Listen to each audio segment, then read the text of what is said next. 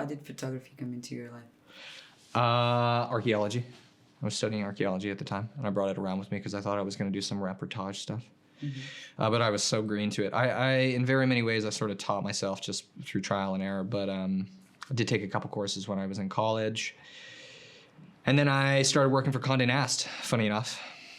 How did that happen? I read that you just got into the offices and said, I'd like to work with you guys. Yeah, I mean, they have to like set up a meeting, so it's not like I was just like, Hey. I'm here, sup fuckers, let me in. No, I got connected. I got connected through, I forget the name of the person right now, but they said I can get you to meet with a friend of mine who runs Traveler magazine.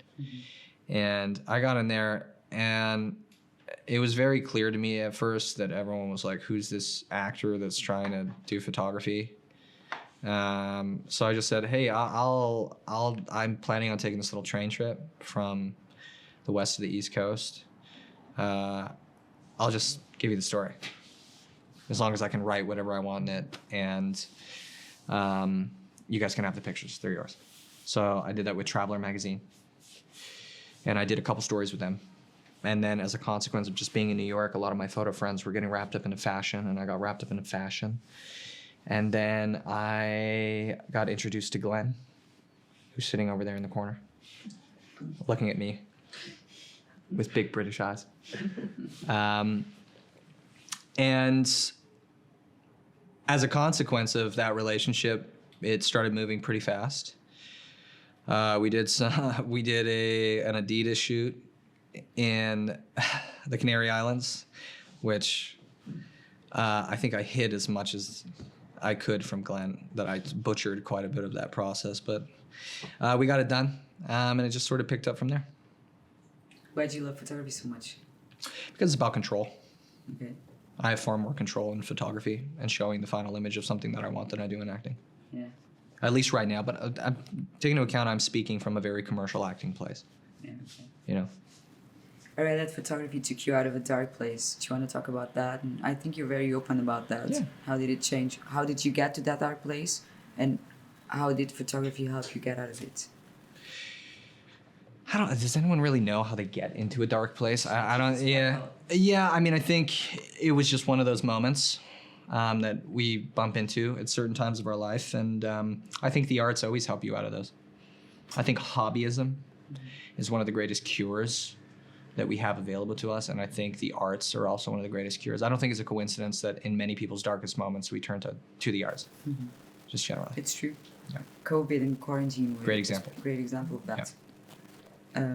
But for example, when someone is very famous in what he's doing, in his profession, when he starts doing a new thing, normally it's more difficult to take it serious. Yeah. You feel that people, no, he's just famous and he wants to be a photographer. Absolutely, and I also think that there's a personal ego that we all go through with that too, which is like I am juggling a set of privileges when I entered into photography that were the consequence of me working since I was 8 months old. I had a built-in audience of people that was already looking at the work I was doing, and I've never shied away from saying that. I was exposing the kind of imagery I was making to a much larger audience thanks to social media at the time than I think a lot of young photographers who were starting out. And I used that. I used that because I realized it was a tool that I had in very many ways worked for a long time. And I said, okay, either I can get caught up in the sort of condescending ego of this all and be like, oh, I don't deserve this, or I can do something that's really helping me out of this spot in my life and actually use it for something that will help me in the long run. And I think people are going to have their own predispositions, but I really do think I think if the work stands for itself, people are willing to look past that.